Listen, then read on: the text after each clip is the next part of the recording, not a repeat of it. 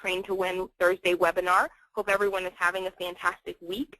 We are pleased to be joined today by Bridget Coyne from Twitter, who's going to discuss with us best practices for generating content and how to really take your social media presence to the next level. Before we dive in here, just want to remind everyone that you are currently in listen-only mode, and so you're not able to speak on the webinar quite yet until we have our questions portion. So if you have a question throughout the course of the presentation, please feel free to click your raise your hand icon on your GoToMeeting module or type your questions in the questions box, as most of you are familiar with doing. So without further ado, I'm going to turn it over to Bridget. Thank you. My name is Bridget Coyne, and I am part of the Twitter Government and Politics team. Just want to make sure that my screen is visible. Are you able to see it, Janae? We got you. Okay. Great. Just to start things off, I am part of the Twitter Government and Politics team, and I'm part of the larger umbrella, which is called Twitter Media. And what our focus is to work on some of the best content on Twitter. So we're not the public policy department. We don't work with the advertising either. We're just working with high-profile users in the government and politics space to make sure they're using Twitter well and using it creatively, and offering them support questions and teaching them new tools. So some of my colleagues help also with celebrities in other areas, such as athletes and musicians, so that they're using Twitter to its full potential. So we're here to just make sure you know how to use Twitter well, and you can follow us on @gov and also at Twitter Media. You'll see lots of great content examples on those two sites. So today I'm going to walk you through some other examples of how to use Twitter both as a listening tool and also a way to communicate with your communities. So as many of you know, Twitter is many, many things to connect you with the world. One way to describe it is it's the shortest distance between you and what interests you most. This can be your political leaders. This can be a television show you watch. This can be the musician that you just picked up their songs for on your iPod. It's how you stay most connected with things in real time. Public, real time, and conversational are the three elements that we often tell people. If you're wondering, Twitter is supported in 36 different languages. So that means you can change your account settings to be in those 36 different languages. And there are many translation tools also built into the system. We're a global company with 77% of our accounts located outside of the US. And of our active users, 75% of those are using it on a mobile device. We often tell people it's hard to stay connected. We hear that. You know, you want to go to the town hall and meet your political leaders.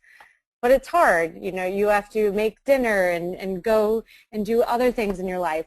And now that access is as easy as pulling out your phone. You can stay connected with all of these interests. And of the 75% of active users, we have 230 million active users every month logging into Twitter, and 1 billion tweets sent about every 2 days. And something interesting you may not know is that of these active users who log in every month, a lot of them just come there to read. They're not always tweeting, but they're just consuming. Another way to look at this is to say, you're reading your newspaper every day, but the New York Times may not call you up and say, hey, you haven't written in lately. Same thing goes with Twitter. People are consuming it and enjoying and participating in other ways. And it's important to think of that as your audience as well. They may be reading your content and not necessarily engaging. And a lot of the tips we're going to discuss today are ways to get them to participate. And lastly, as an introduction, another way to look at Twitter, it's the global town square. And I think this is critical for this group right here. It's where you connect with everybody in all sorts of different ways. It's where you can connect with your marketplace. If you want to tweet to buy a coffee, that just was announced this week. If you want to listen to a song or watch a clip, you can do that. If you want to share a photo, if you want to read your news, it's all happening in one public space, Twitter. And the 3 steps to the global town square and succeeding in it are listed on the screen right now. Discovery, participation, and elevation. I can send some of these ideas later on afterwards, but I'll walk through pretty slowly so you can take down copious notes. The first section of discovery is looking in the 3 categories of individuals, influencers, and conversations. As I said before, about 40% of users come into Twitter every month and they don't even tweet. So you want to see what they're seeing as well. Take that moment and research how Twitter is being consumed, not just sent out on messages. So how do you do this? Use Twitter as a search tool. Go to an account page and see a Twitter list. This is an important way to categorize different accounts. You can add it just like your Rolodex, people to different categories, and then you'll use this later for many other search functionalities. Here on the screen, we have one for the Democrats. You have elected leaders, you have congressional leaders, you have members of the press. And these are public lists. And this is a way for people to follow a list of accounts that are important to you in a public and real-time way. You're now able to have up to 1,000 different Twitter lists with up to 5,000 different individuals on each list. So the power to track all of the different conversations is quite great. But it's also important to note that you can create a Twitter list to organize content, but people are also adding you to a Twitter list.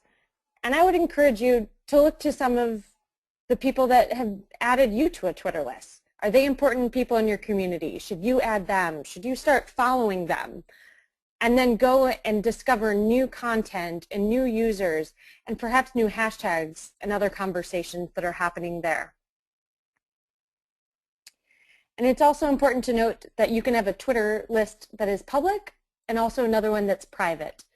And a private list enables you to follow a list of accounts without them knowing or without actually directly following them as well.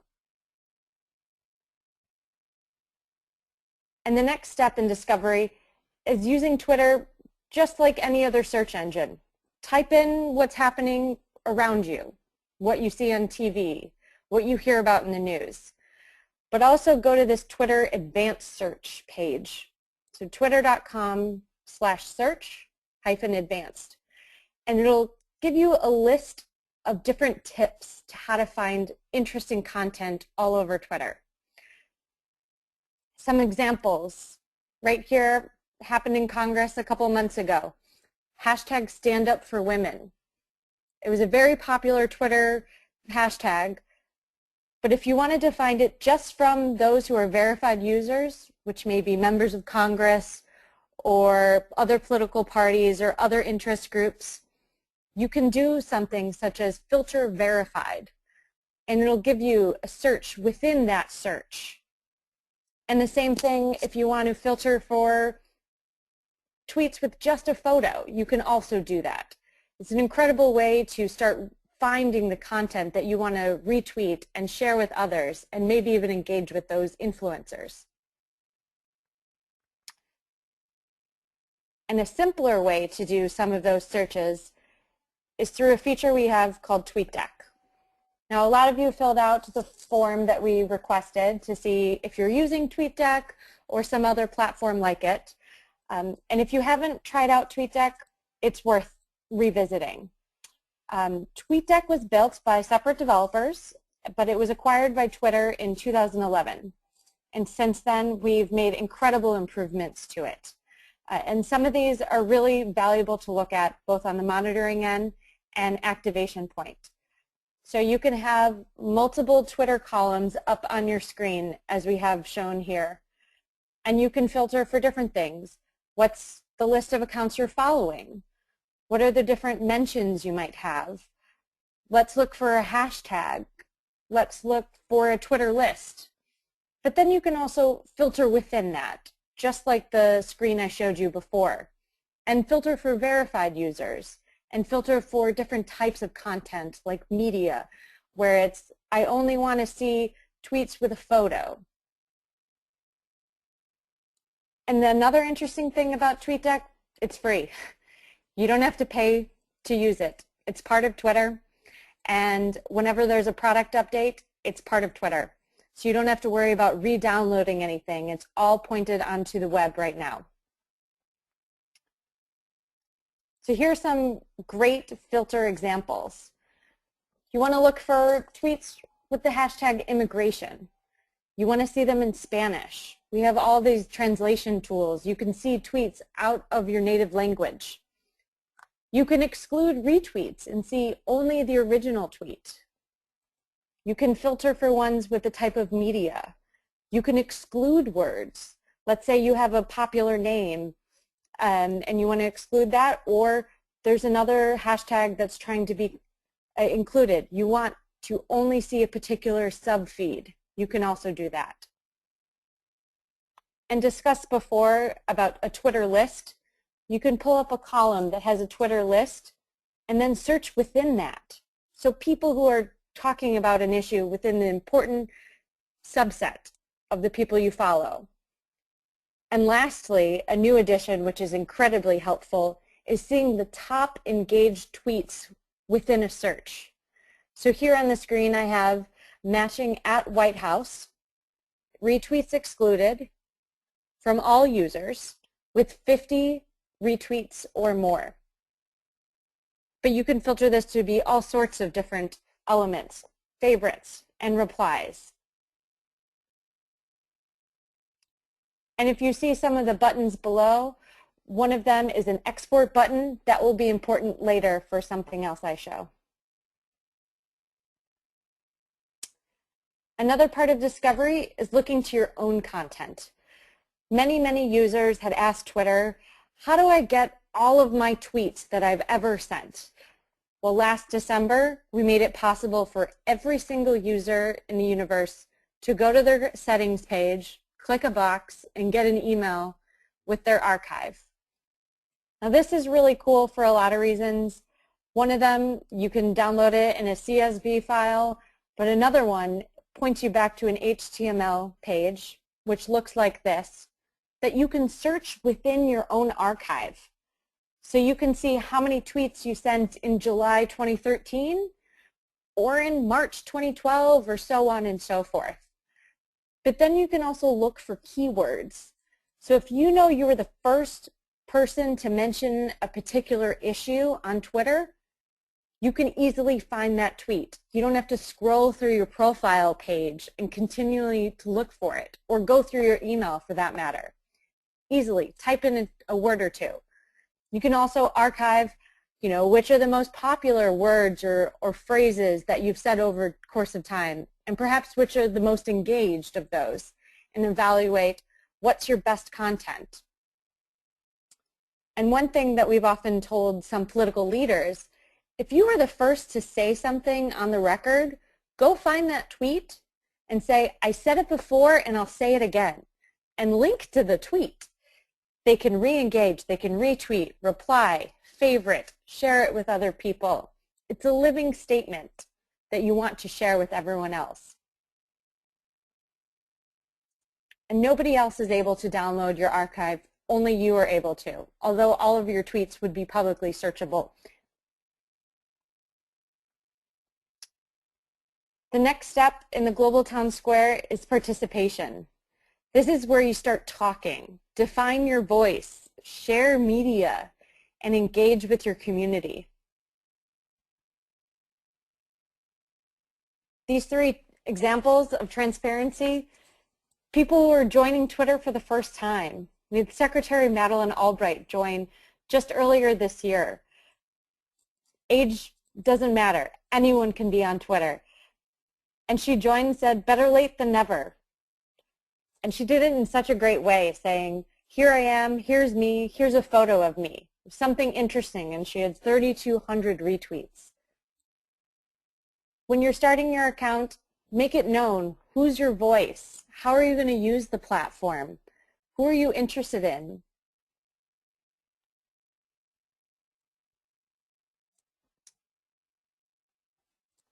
Other ways to share, using photos and videos. Simply put, content matters. Tweets with photos are proven to have higher engagement, 1.5 times the number of retweets and 2.3 times the number of favorites. The two photos up here may look very familiar to some of you. The first on the left is President Barack Obama announcing that he won the election. He announced it by sending a tweet, by saying 4 more years and showing this photo. It became Twitter's most retweeted tweet of all time. And it was retweeted in more countries than are represented at the UN. Powerful stuff. And it was printed on newspapers and shown on websites and in broadcast television. This individual tweet. And the one on the right is from the Department of Interior. And the reason why I show this photo is because it's exclusive access. It's above the Washington Monument, restricted airspace. The only organizations that have access to taking that photo are the Department of Interior and the President of the United States. So think of those moments in your own community where only you have access. And it's this great community symbol and moment that you want to share.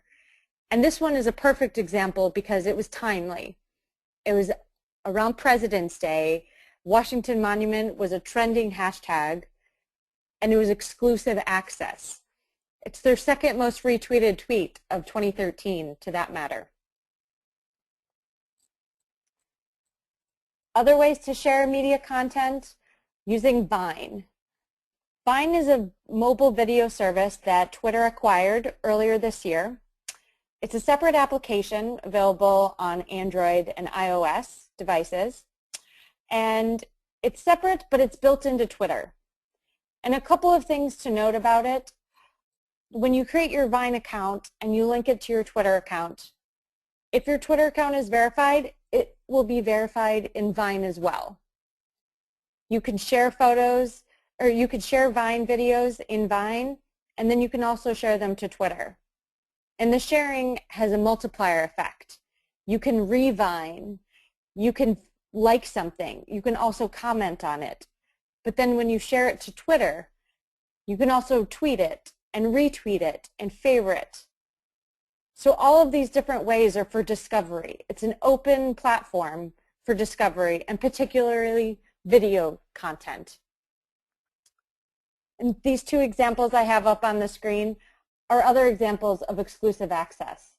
Senator Claire McCaskill went on Air Force One, a pretty incredible opportunity, but she brought everyone along with her by using Vine, taking little snapshots along the way, showing people what it's like to be there. And she even ended this one tweet with a shot of the president sitting 3 feet away from her. Not many people get that opportunity, and so you want to bring people to experience it with you in real life, in motion, not just in photos. And the other example is from the White House. The president is riding a bicycle at the White House Science Fair. Another exclusive event that not everyone else has access to, but you feel like you're there because you can see him in motion. And the other great thing about these videos, they loop, so you can continue to watch it. As many of you know in messaging, the best way to get a message out is to repeat it. And so if you want to get a video message out and it continues to loop, they will understand it more and perhaps want to share it. And on top of that, more impressions. Some other great additions to Vine that we released just last week that many people were excited about are sessions and time travel. So one of them is able to let you edit your video. You take different shots, pause, record, but then you can move them around. You can delete one scene if you don't like it, and then you can save it for later. If you're taking several Vine videos and then you want to upload it at a different time, a different day, you can do that. You can have up to 10 drafts in your queue at a time.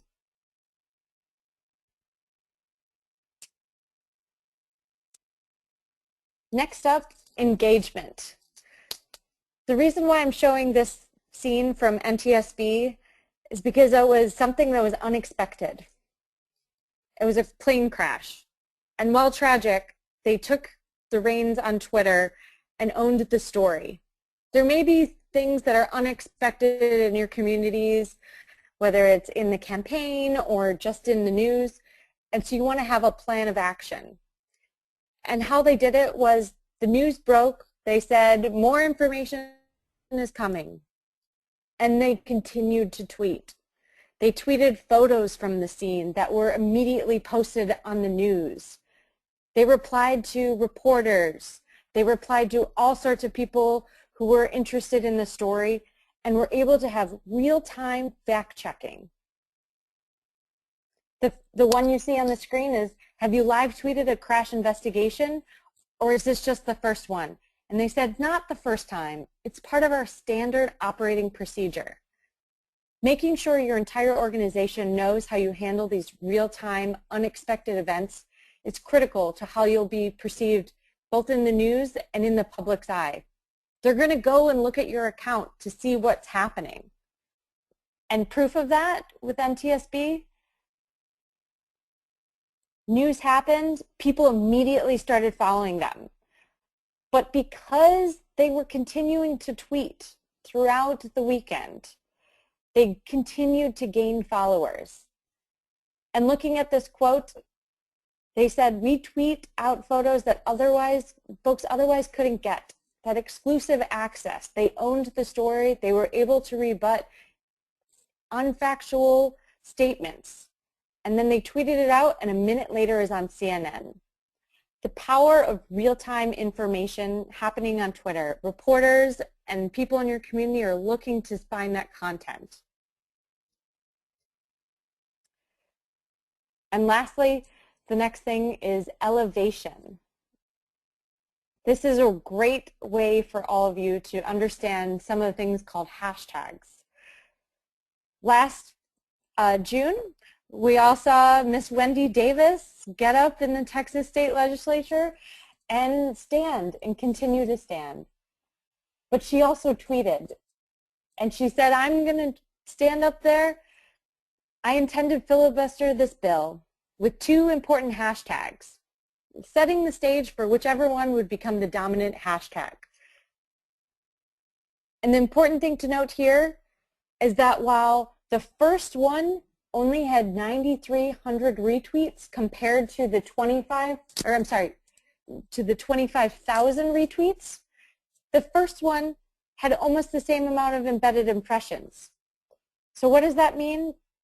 Tweets don't just live on Twitter. People are taking your tweet and putting it on blogs and websites so that they can be exposed to your content without being logged onto Twitter. And this is important because people who were looking at CNN and Mashable and all sorts of other web platforms were seeing her content and then able to just quickly engage. And as she stood and filibustered the bill, people flocked to her account. Massive Twitter growth. But the important thing is she's continued to tweet and engage and use photos and videos and retweet other people as she's gaining more momentum. Another example of using a hashtag is when you have a Twitter chat. People want to know how to show up to the party. Tell them who, what, where, when. The hashtag tells you where and what. The who, who's hosting it? Is it your organization or is it another organization? And this is a great example from Raj Shah from the USAID. He replied to a lot of accounts, but he did it in a one-to-one way, just hitting the reply button. If you also hit the reply button, but then add some characters at the beginning, everyone who follows you will see that tweet. But having that reply button makes sure that people see both the back and forth. Next way to engage is to encourage people to just take action with one retweet. Now this is a great example of a promoted tweet. It was their most retweeted tweet. It was Twitter's most retweeted tweet of 2011, and they used the power of promotion. Now that may not be an option for all of you, but it shows that retweeting is an easy ask and gets people to mobilize.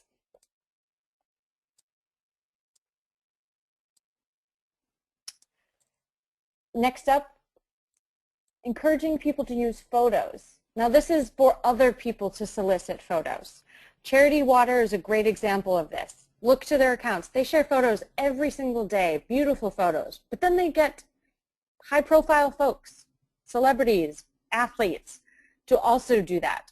Dedicate a day to sending in photos. It's great content for your organization, but also for the media. Another way is again with Vine. We saw the Red campaign do this. A simple ask. Do a Vine video of something red in your community. They had loads of people participating. A simple, real-time, living example of what's happening around in your community.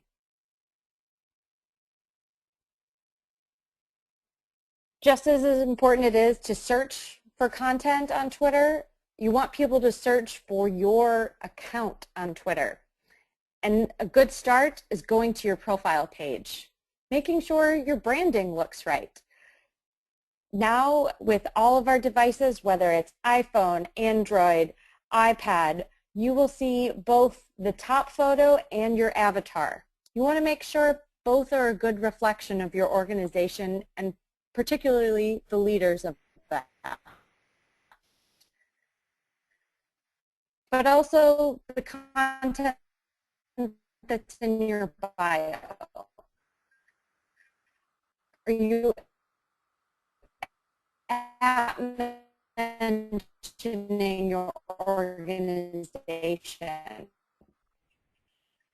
Are you using your hashtag that everyone should be using as well? How are people discovering you? So for example, if I were to type in saturation, the two that might come up are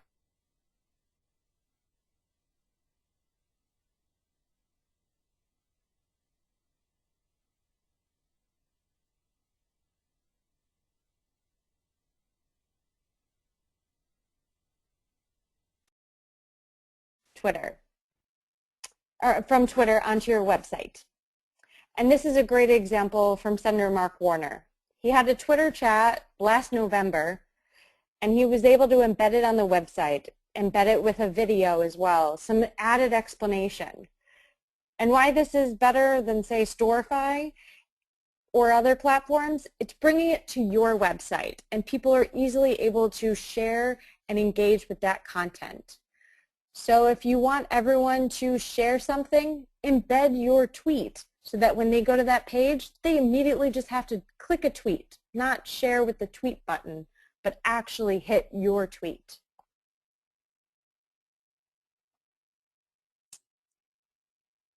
So as a reminder, the 3 steps to success: discover your individuals, influencers, and conversations in your community.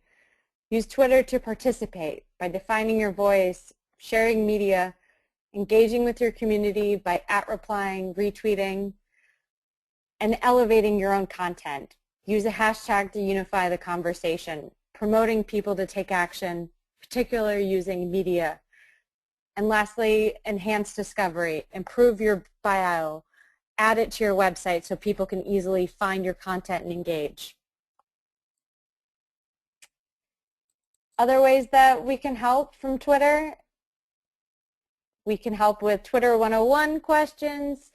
If you're verified, we can give you analytics. If you're not verified, we can evaluate if you can be. If there's somebody that's impersonating your account, we can also tell you how to file a report for that. Twitter allows for parody accounts, but they cannot pretend to be you.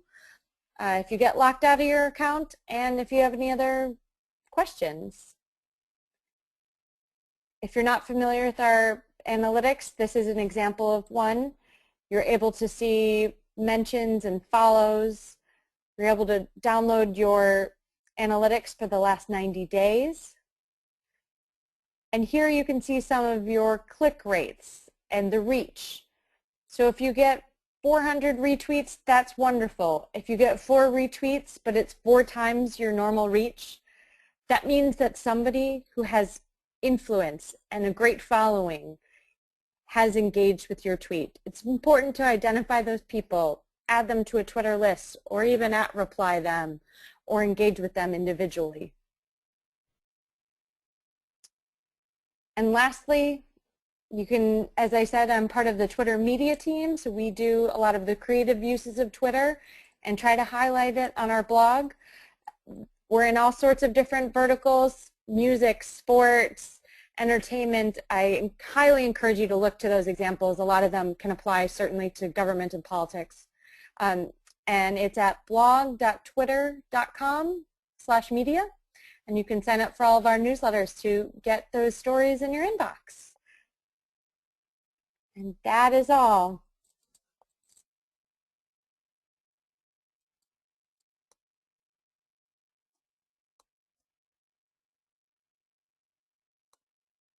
All right, thank you so much, Bridget. If you have a question for Bridget, you are welcome to either click the raise your hand icon or type your questions in the questions box. We do have a question here. It asks, do you have to use Vine to put a photo in a tweet? And how exactly do you put a photo in a tweet? Sure. Vine is just for video, and you do not need to use Vine. And to do a photo in a tweet, you open your app or you click the photo button that's in your Compose window.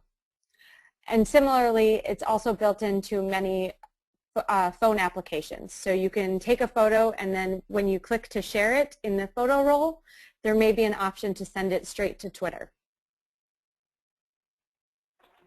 Wonderful. Thank you. There is another question about how to request verification for your Twitter account. Sure. I would encourage them to send it to you, Janae, and then we can get it to our reviewers at Twitter. All right. Thank you. Our third question here is, could you give a brief explanation just of embedded tweet impressions and kind of what that actually really means in the world of Twitter? Sure. As I had mentioned before, there are many people who go to Twitter just to consume and just to read rather than retweet and reply. So it's important to think that people may be seeing your tweets without directly engaging. And embedded tweets count both embedded on the website twitter.com as well as off of Twitter and on different websites. And we recently rolled out a product to display some of that, and it's called Twitter Headlines. I'll send it to Janae afterwards so that we can send it around to the group. But essentially, it will show your tweet and then below it related headlines. So if your tweet was posted in a story on Mashable or CNN or somewhere else, you're able to see that directly below. And similarly, the public is able to see that. And to give context to how embedded tweets have power, when Hillary Clinton joined Twitter, she had several thousand retweets, but she had several 100,000 impressions because her tweet was posted on websites around the world where people were able to see it, but didn't necessarily retweet or reply to it. Great.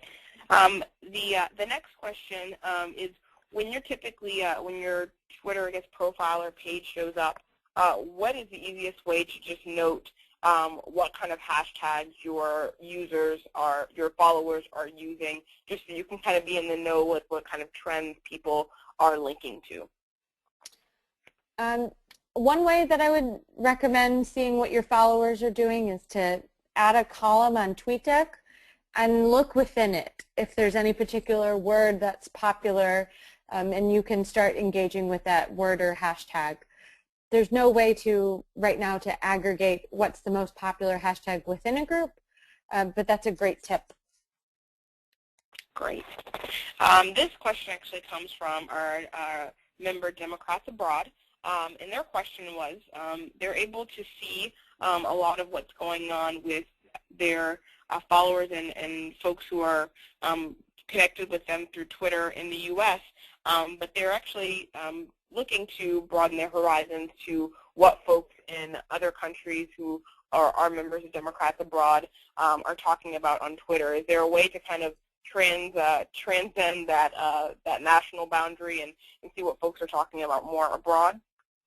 Sure. I would explore some of the translation tools in your country to see what people are talking about outside of English. If they're American and living somewhere else, that might be helpful.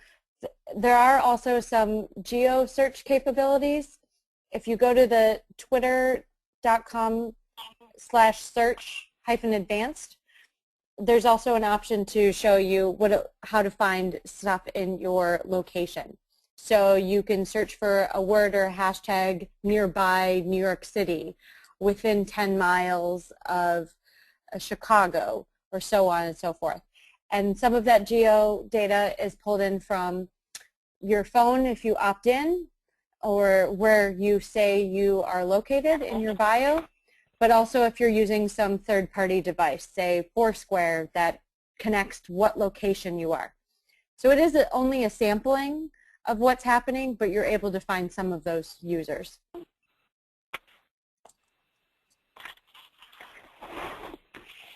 Okay, great.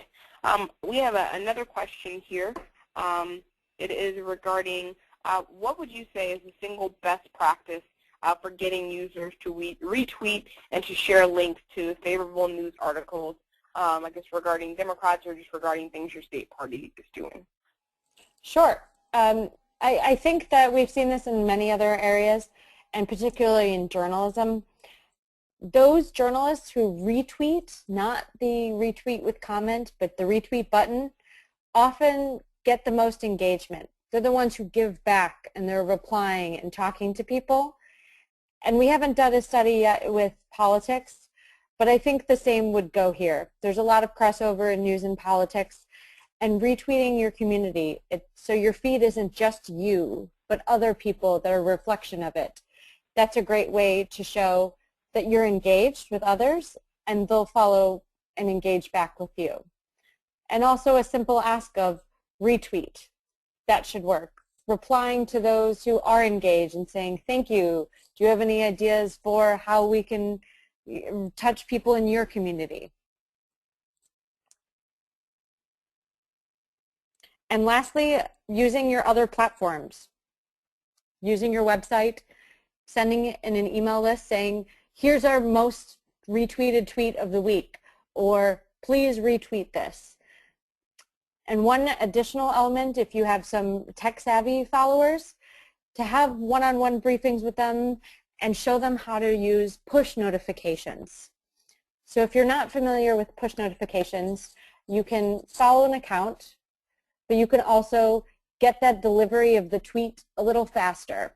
If you go to an account profile page and you click on the shadow of the person, it's right next to the following button, there's a pull-down tab. And in one of those pull-down tab options, there's get tweets by email and get tweets as push notifications. So how this would work, I follow an account. I would see it in my timeline when I open my Twitter account. But if I get those tweets as email notifications, I never have to open Twitter. I get it in my inbox, and then I can immediately retweet or reply or favorite that tweet or even forward the tweet. And you can also get it as a push notification. So just like you'd get a pop-up on your phone when you get a text message, you would get a pop-up from the Twitter app for that tweet. And this is great because you can say, here are our top 10 activists. Ask them to get our tweets as push notifications. Then immediately the moment you send that tweet, it's a push notification that they can retweet and reply and amplify your content. And that's how it goes viral, by having this instantaneous momentum.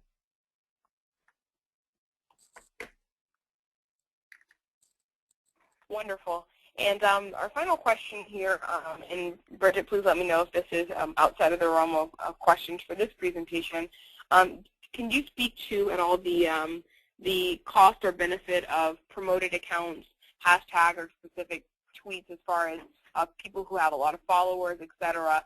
How do you feel that number of followers or number of retweets can help someone to push a fundraising or have a little bit more leverage when it comes to raising money through their Twitter account? Sure. I'm not on the promoted products team, so there are people who are more experts than myself. But speaking just about the organic use of promoted products, having a great following is helpful, but with a little bit of push, it can be even bigger. And so to sign up for promoted products, you just need a credit card. There are a lot of ways you can play around with it. You don't have to have a minimum spending of a couple $1,000s. You can spend as much as you have. And there's also an addition that we started a couple of months ago called Twitter Cards. And this is a way, it's through the promoted product, but you don't necessarily have to do it as a promoted tweet.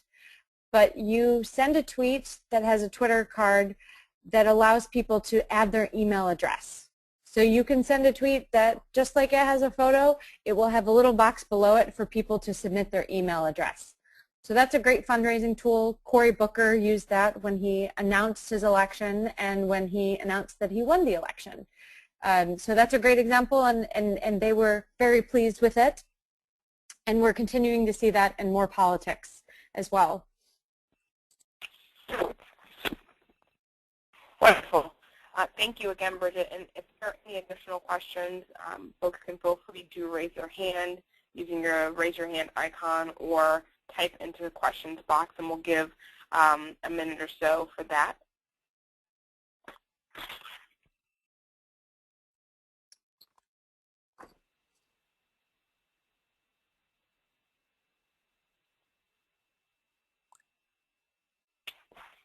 All right, seeing no additional questions. Oh, there is one that just popped up here.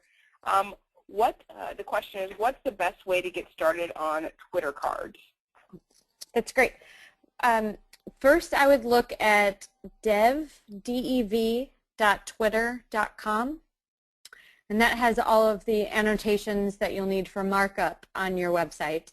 And I didn't go into Twitter Cards before. It's great for people who have the ability to improve their website in a lot of web development ways, but you're able to customize it so that whenever any content that is on your website is displayed on Twitter, you can choose how it's displayed. So for example, if I shared a link from the New York Times website, I don't even have to mention the New York Times, and below it, it will say view summary, and then show a caption and a summary card and perhaps a photo and even a Twitter handle from the New York Times. And you're able to do this with your website as well. So if you want to share, and the White House has this for theirs, if you share a link from the White House and it has a Twitter card attached to it, it will show @White-House and then some content that they have selected.